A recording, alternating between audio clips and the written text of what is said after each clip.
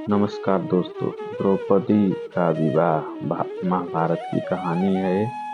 सदियों पुरानी बात है। पंचाल नामक नगर में राजा द्रुपद का राज हुआ करता था। राजा द्रुपद की एक बेटी थी जिसका नाम द्रौपदी था। द्रौपदी बहुत ही सुंदर और सुशील कन्या थी। जब वह विवाह योग्य हो गईं तो राजा द्रुपद ने उनके विवाह के लिए स्वयंवर रखने का निर्णय लिया। इस दौरान पांडव मुनि का वेश धारण करके पांचाल से कुछ कोस दूर एक गांव में रहते थे। जब उन तक द्रौपदी के स्वयंवर की सूचना पहुंची तो वेद व्यास के आदेश पर उन्होंने पांचाल जाकर स्वयंवर में भाग लेने का निर्णय लिया। पांचाल जाते समय उन्हें रास्ते में सौम्य नामक एक ब्राह्मण मिला, जिसके साथ वो ब्राह्मण का वेश धारण करके स्वयंवर में पहुंचे। स्वयंवर में दूर दूर से बड़े बड़े राजा, महाराजा और राजकुमार पधारे हुए थे। वहां पहुंचकर पांडवों ने ब्राह्मणों के बीच अपना स्थान ग्रहण कर लिया। उस सभा में श्री कृष्ण भी अपने बड़े भाई बलराम और गणमान्य यदुवंशियों के साथ बैठे हुए थे। सभा की एक ओर सभी कौरव भी विराजमान थे। कुछ देर बाद सभा में राजा द्रुपद पधारे और उन्होंने स्वयंवर के लिए पधारे सभी मेहमानों का स्वागत किया। अब सबकी आंखें राजकुमारी द्रौपदी का इंतजार कर रही थी। सब यही सोच रहे थे कि राजकुमारी उन्हीं को अपना पति चुनेंगी।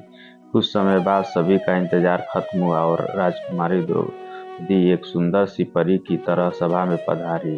उन्हें देखकर सभी मंत्रमुग्ध हो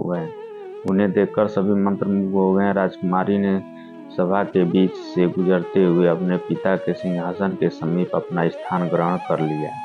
इसके बाद सभी सभागणों को संबोधित करते हुए राजा द्रुपद ने कहा, मैं राजा द्रुपद इस स्वयंवर में आप सभी मेहमानों का स्वागत करता हूँ। मैं इस बात से पूरी तरह परिचित हूँ कि आप सभी यहाँ मेरे पुत्री द्रौपदी से विवाह करने आए हैं, लेकिन इस स्वयंवर की एक शर्त है। आप सभी को सभा के बीचों बीच एक स्तंभ पर गोल घूमती हुई नकली मछली लटकती दिख रही होगी। उस मछली के ठीक नीचे धरती पर एक तेल का पात्र रखा है। इसमें उस मछली का प्रतिबिंब दिख रहा है। स्वयंवर की शर्त है कि जो भी धनुर्धारी प्रतिबिंब में देखकर मछली की आंख पर निशाना लगा देगा, वह इस स्वयंवर का विजेता होगा और उसी से द्रौपदी का विवाह होगा। राजा द्रुपद की यह बात सुनकर सभी राजा बारी बारी आकर मछली पर निशाना साधने का प्रयास करने लगे, लेकिन कोई सफल नहीं हो पाया। असफल व्यक्तियों में शिशुपाल, दुशासन, दुर्योधन और अन्य कौरवों का भी नाम शामिल था। अंत में पांडवों की बारी आई।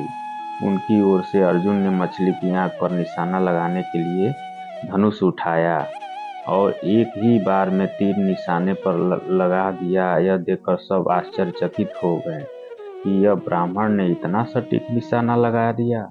इसके बाद अपने पिता की आज्ञा से द्रौपदी आगे बढ़ी और अर्जुन के गले में वरमाला डाल दी और दोनों का विवाह संपन्न हुआ। धन्यवाद दोस्तों। मेरे चैनल को सब्सक्राइब करें, शेयर करें।